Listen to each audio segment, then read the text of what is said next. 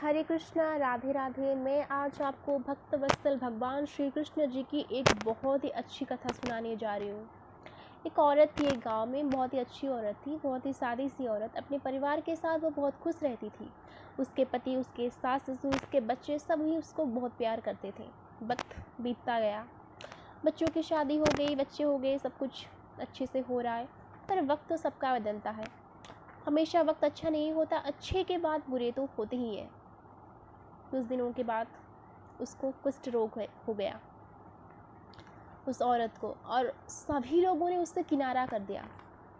सब लोग, कोई इससे बात नहीं करता था, हर कोई उसको इग्नोर ही करता था। और एक दिन तो बड़े बेटे ने कह दिया, माँ तू यहाँ से चला जा, हमारे बच्चे हैं, तू क्या चाहती है कि हमारे बच्चों को भी कुष्ठ रोग हो जाए? तेरे लिए हम वृद्धाश्रम में या फिर कोई धाम में रहने का बंदोबस्त कर देंगे, तू यहाँ से चला जा। माँ की दिल तो मानो टूट ही जाती है। वो कहती है कि मेरा बच्चा जिसको मैंने कूप में संभाला, वो मुझे बोलता है कि मैं घर से चली जाऊँ। क्या बात है, किसी को बिना बताए वो वृंदावन धाम चली जाती है। वो एक ही बात सोचती है कि मैंने अपनी ज़िंदगी में बिल्कुल भी भक्ति नहीं की, बिल्कुल भी, कभी भी भगवान जी, हमेशा अपने घर परिवार गृहस्थी में उलझ कर रह गई, भगवान जी को कभी याद नहीं किया। और आज मेरा वक्त बुरा आ गया, तभी मुझे भगवान जी याद आ रहे हैं। काश मैंने पहले ही भगवान जी को याद कर ली होती तो आज ये दिन मुझे देखना नहीं पड़ता। ऐसे ही सोचते सोचते, बांके बिहारी जी को याद करते करते, भगवान श्री कृष्ण जी के नाम लेते लेते वो वृंदावन पहुंच गई। भगवान जी की नाम की इतनी शक्ति थी, भगवान कहते हैं ना, उनके नाम में ही वही बसते हैं। कलयुग में भगवान श्री कृष्ण कहते हैं, अगर हम भगवान का नाम लेते हैं तो हमको ये मानकर चलना चाहिए कि भगवान जी हमारे साथ चल रहे हैं।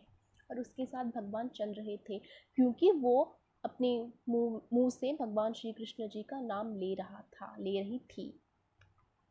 तब वो वृंदावन पहुंच गई और भगवान की कृपा से एक साधु उसे मिल गए और एक माता जी के साथ उसकी रहने की बंदोबस्त करवा दिया। वो ऐसे ठीक ठाक रहने लगी, ठीक ठाक प्रवचन सुनती थी, भगवान जी की सेवा करती थी, रहती थी। पर एक दो दिन के बाद वो माता जी भी उससे किनारा कर देते हैं। कुष्ठ रोग था ना उसको, तो कोई भी नहीं चाहेगा कि कुष्ठ रोगी के साथ रहे उसको, ठीक है ना? तो ऐसा ही होता है। तब वो निराश हो जाती है, कहती है कोई बात नहीं, भगवान जी तो है ना। वो मतलब बहुत ही अकेली महसूस करती थी भगवान जी को, और मंदिर भी वो नहीं जा पाती थी। कौन कुष्ठ रोगी मंदिर जाएगा, कोई तो अलाउ भी नहीं करेगा। वो बार बार भगवान जी को शिकायत करती है कि मैं तो नहीं पा रही हूँ मंदिर, तुम क्यों नहीं आ रहे हो? तुम भी मुझे रोगी समझते हो ना? हाँ मैं रोगी हूँ, पर क्या तुम्हारे लिए रोगी और अच्छे इंसान में कोई भेद है? तुम तो भक्तवत्सल हो ना, तुम क्यों नहीं आते मेरे से मिलने? तुम आ जाओ ना। ऐसा कहकर भगवान जी को वो बहुत विनती करती है, बहुत झगड़ा भी करती है, बहुत कुछ कहती है भगवान जी से, रात रात बिना सोए बातें करती है। बांके बिहारी तुम अब तो आ जाओ, और देर ना करो, तुम अब मेरे पास आ जाओ, मैं तुम्हें एक झलक देखना चाहती हूँ। ऐसा कहती है और बार बार रोती है।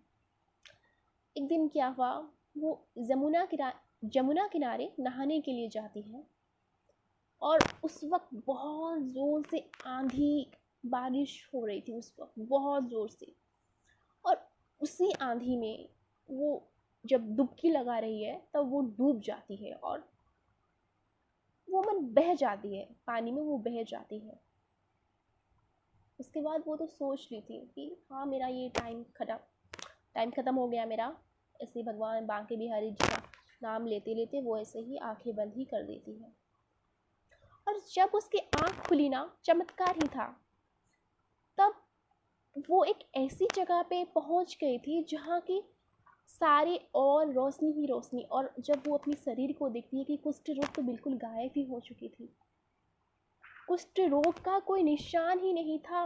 वो देखकर चौंक जाती है, बार बार भगवान जी को धन्यवाद करती है, भगवान तू ये क्या कर रहा है, कैसा लीला है तुम्हारा, मैं आज तक समझ नहीं पा रही थी।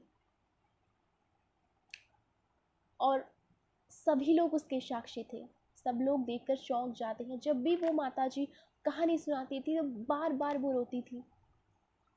बार बार वो रोती थी। भगवान श्री कृष्ण जी की ये जो महिमा है उसके ऊपर जो था, वो एक्सपीरियंस वो खुद ने किया था, वो हम नहीं बता सकते। वो फीलिंग्स उनकी कैसी थी वो हम नहीं बता सकते। उसके बाद वो मंदिर जाने लगी, भगवान के दर्शन कर रही थी, भगवान की सेवा कर रही थी और बहुत ही अच्छी भक्त बनी। भगवान जी ऐसे ही कृपा करते हैं अपने भक्तों पर, वो ऐसे ही कृपा करते हैं। जो भी सच्चे दिल से भगवान की भक्ति करता है ना, भगवान उसके सारे कष्ट, सारे बाधा, सारे विघ्न हर लेते हैं। जैसे उन्होंने उस औरत, उस माता जी के साथ किया और अपने शरण में लाकर उन्हें एक अच्छा भक्त बनाया, उनकी ज़िंदगी को सार्थक किया। हम भगवान श्री बांके बिहारी जी को ये प्रार्थना करेंगे, जैसे भगवान आपने उस औरत की सारी पीड़ा हर ली, आप हमें भी अपनी शरण में लेकर हमारी पीड़ा हर लीजिए।